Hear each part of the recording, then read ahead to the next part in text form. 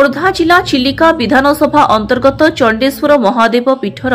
विकासर उन्नतीकरण पई ओडिशा सरकार मान्यवर मंत्री आईन अबकारी पूर्त विभागर श्री पृथ्वीराज हरिचंदन पुरी लोकसभा मान्यवर सांसद डॉ संबित पात्र उपस्थिति रे रविवार सकाळु मंदिर धर्मीय पर्यटन स्थल भाव प्रतिष्ठित हेबो।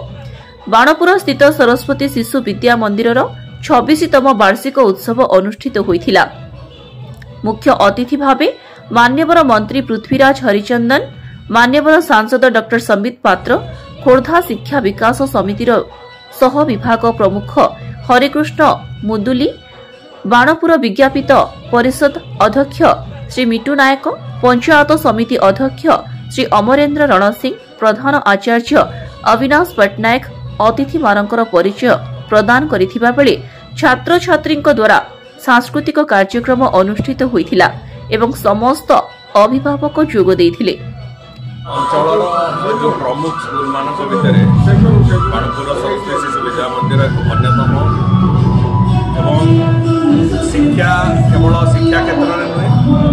विशेष करके आम अंचल को चरित्र निर्माण क्षेत्र में आम अंचल समाज विकास क्षेत्र में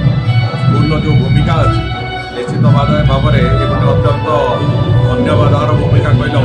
अत्युक्ति हेनी और आम समस्त अंततः ए सहयोग रू ये एक शिक्षानुष्ठान आगू केमी जीव समस्त गुरुजीपुचार भूमिका रो आज दिन में अंततः से समस्त अनुचिंता रो